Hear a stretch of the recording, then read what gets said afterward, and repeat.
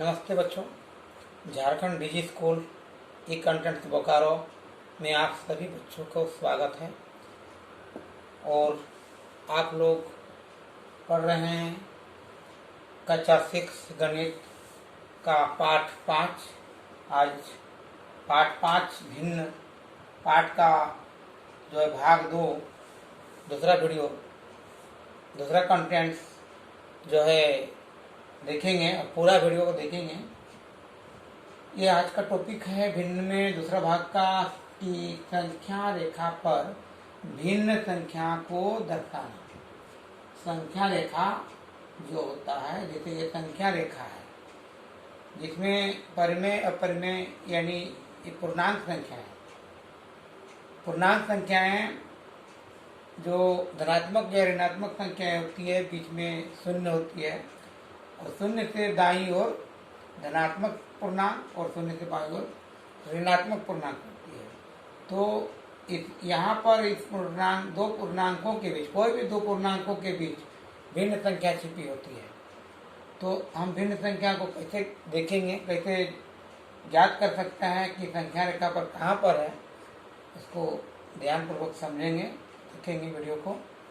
ये 0 है और ये 1 है, 1 है। तो 0 और 1 के बीच में अनंत संख्याएं हो सकती है, अनंत भिन्न संख्याएं हो सकती है, अनगिनत हो सकती है, इसका कोई सीमा नहीं है। बहुत सारी संख्याएं बीच में हो सकती है। कैसे हो सकती है देखेंगे कि जैसे मान लीजिए कि 1 है, ये 0 है, तो 0 और 1 के बीच में क्या संख्या हो सकती है उसको देखा जाएगा। तो 0 का मतलब क्या हम कह सकते हैं कि मान लीजिए कि ये 0 और 1 के बीच में जो रेखा है इसको हम लोग 3 खंड कर देते हैं। बीच में 2 बिंदु देके इन्हें 3 टुकड़े में बांटते हैं। तो कहने का मतलब है कि 0/3 का मतलब हो जाता है 0 ही। 3 टुकड़ा, अब हम 1 तक पहुंचेंगे, यहाँ 1 है, 0 से बढ़ते जा रहे हैं, 3 टुकड़ा किए तो 3 से भाग दे दिए, पूरे 0 और 1 की दूरी को 3 से भाग दे दिए, तो 0/3 हो गया है। अब ये जो अगला पॉइंट है उसको हम क्या बोलेंगे, 1/3, 1/3 बोलेंगे। और अगला दशमलव ये जो है बिंदु उसको 2/3 बोलेंगे। और जो 1 है उसको 3/3 यानी 3/3 एक को ही कहा जाता है, इसलिए ये बिंदु हो गया 1 जो है 3/3। यानी 0 और 1 के बीच में दो संख्याएं हैं जो 1/3 और 2/3 दिखाई दे रहा है, 1/3 और 2/3। तो ये तो 2 बिंदु निकालने हैं, 3 से भाग दिए हैं, 3 टुकड़ा किए हैं।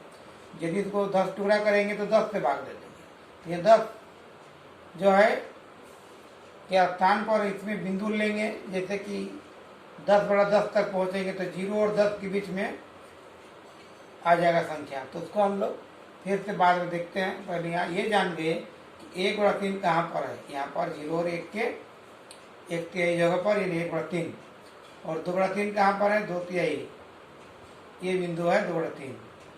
इस प्रकार हम 1/3 को दर्शा लिए कि भिन्न में 1/3 कैसे दर्शा सकते हैं। ये हो गया 1/3 और ये हो गया 2/3। ठीक उसी प्रकार यदि ये माइनस में दिखाना रहेगा तो 0 और -1 के बीच में हम इसी तरह इधर कर सकते हैं, 2 भाग तोड़ के, ये -1 और ये 0/3। तो इधर जब जाएंगे तो क्या होगा कि ये पॉइंट जो है, मान लीजिए कि इधर जैसे पॉइंट था, ये P था, ये मान लीजिए Q है, ये R है, और ये N है जिसका O बिंदु नाम दिए हैं 0/3। N का मान हो गया P बराबर 1/3 हो गया। तो दिखा सकते हैं कि P बराबर 1/3 हो गया। 1/3 है कहाँ, P बिंदु पर है। और Q बराबर हो गया 2/3 और R तो 1 है। तो ये दो संख्याओं को, दो भिन्न संख्याओं को दर्शा दिए।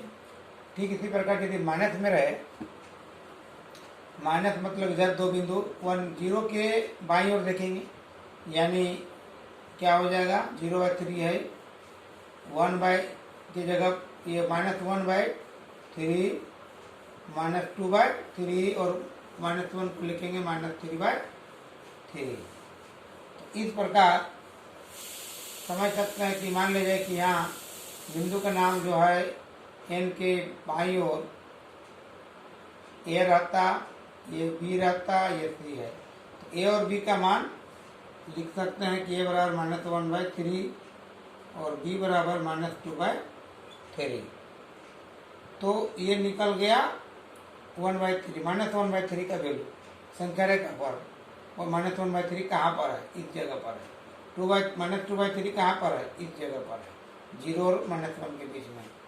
अब हम लोग दूसरा संख्या रेखा में जाएंगे और इससे कुछ और छोटी संख्या को जानेंगे और छोटी से बड़ी भी जानेंगे। दूसरा संख्या रेखा देखते हैं। मान लीजिए कि ये संख्या रेखा है, 0 यहाँ पर है और 1 यहाँ पर है, -1, फिर -2 यहाँ पर है।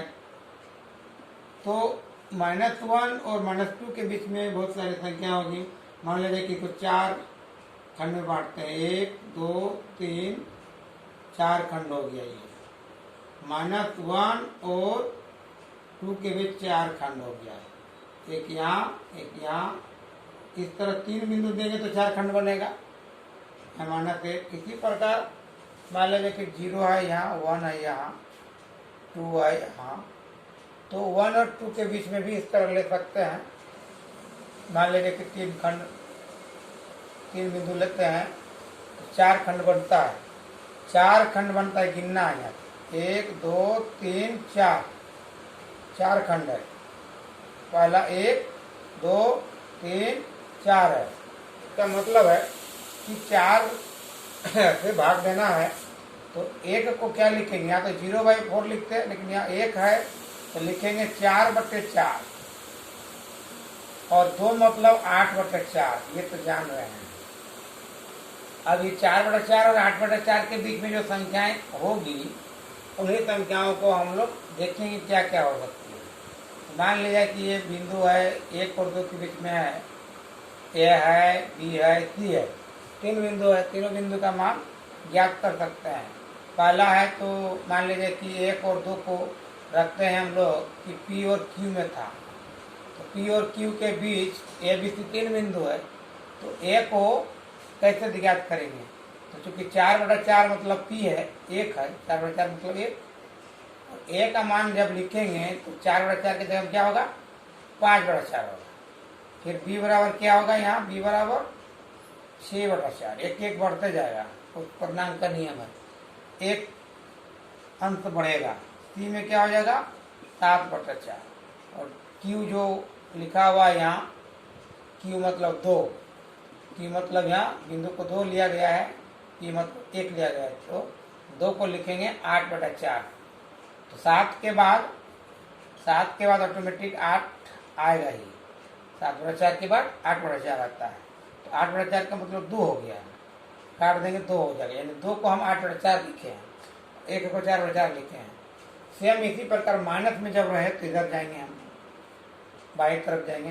0 जैसे है तो इसको 3 बिंदु लेंगे, 3 बिंदु लेंगे और इस बिंदु का नाम फिर वही मान लेते हैं। यहाँ पर D E F। तो यहाँ पर चूंकि ये 0 और -1 के बीच संख्या आएगी, यदि हम -1 और 2 के बीच लेंगे तो कुछ अलग माना। ये पहले सीख चुके हैं, D निकाल लीजिएगा। और -1 और -2 के बीच में यदि 3 बिंदु लिए हैं तो इसमें क्या है कि -1 को लिखेंगे -4/4 और -2 को लिखेंगे -8/4। 3 बिंदु लिए हैं लेकिन खंड 4 हो रहा है, पहला खंड, दूसरा खंड, तीसरा खंड, चौथा खंड। फिर 4 से विभाजित करके -1 को -4/4 लिख सकते हैं, काटने से -1 आएगा। तो अब यहाँ बिंदु मान ले लेते हैं कि यहाँ पर ले लिए, मान लीजिए A1 B1 C1। तो इसमें A1 बराबर निकालेंगे क्या, -4 है तो -4 से छोटा जाएंगे, -5, ठीक। एक अंक पूर्णांक में छोटा, एक अंक लेंगे, कम करेंगे तो -4 में एक कम करेंगे तो -5 हो जाएगा।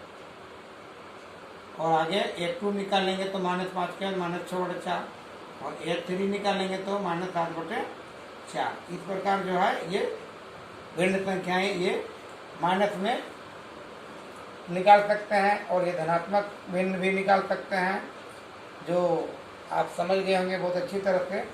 और इससे भी ज़्यादा आगे निकाल सकते हैं, जो जिसके बीच आएगा। तो मान लीजिए कि एक सवाल है, उसके बाद ये वीडियो खत्म हो जाएगा, इसको अच्छी तरह समझ लें। तो उसके बाद हम लोग जाएंगे पार्ट 5 का एक्सरसाइज प्रश्नावली 5.2 में जाएंगे। एक सवाल है, मान लीजिए कि 8/3 दिखाना है भिन्न में। ये भिन्न है, इसको 8/3 संख्या रेखा पर दर्शाना है। संख्या रेखा पर दर्शाना कहाँ पर होगा देखेंगे। ये हो गया संख्या रेखा, तो यहाँ पर बीच में 0 है, ये धनात्मक पूर्णांक है 8/3। तो 8/3 होगा कहाँ, इसके लिए देखना है कि 8/3 का मतलब है कि ये 3 दूने 6, इसको भाग दे के देख लेंगे कि जैसे 3 से भाग देते हैं तो 3 दूने 6, यानी 2 पूरा पूर्णांक आएगा, उसके बाद और ज़्यादा कुछ होगा। तो यानी 1 लेंगे, फिर 2 लेंगे, इधर तो नहीं लेना है क्योंकि माइनस में है नहीं, तो 2। अब यह पूर्णांक 2 आता है भागफल, इसका मतलब है कि 8/3 2 के आगे होगा, 2 और 3 के बीच होगा। तो 2 और 3 के बीच में कहाँ पर होगा, इसके लिए क्या करना पड़ेगा, क्योंकि बट्टा में 3 है, इसका मतलब इसको 3 खंड में बांटना है। 3 खंड में बांट देंगे, बट्टा 3 हर को देख के बांटेंगे 3 खंड में, मतलब 1 2 3 खंड है, यानी 2 को अब यहाँ 2 जो है उसको हम क्या लिखेंगे, 6/3 लिखेंगे, क्योंकि बटा में 3 है, 3 ही देंगे, लेकिन 2 पूर्णांक पूरा होना चाहिए डिवाइड करने से। 6/3, 3 का मतलब क्या हो गया, 9/3।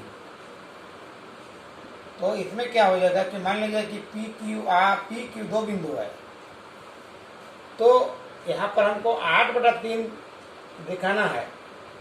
तो 8/3 हम यहाँ आराम से दिखा सकते हैं कि कहाँ पर 8/3 है। 6/3 तो हमको निकल ही गया, 9/3 भी निकल गया है।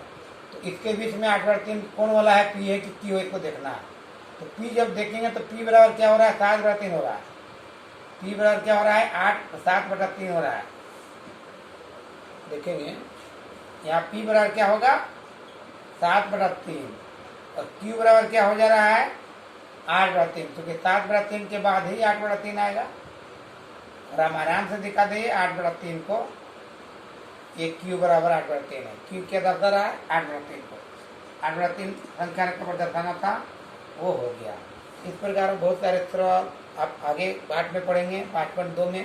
तब तक के लिए इस वीडियो को आप यहाँ स्क्रीनशॉट मार सकते हैं। इस वीडियो को पुनः देखते रहें, पूरा देखें, और जो है आगे की तैयारी करें।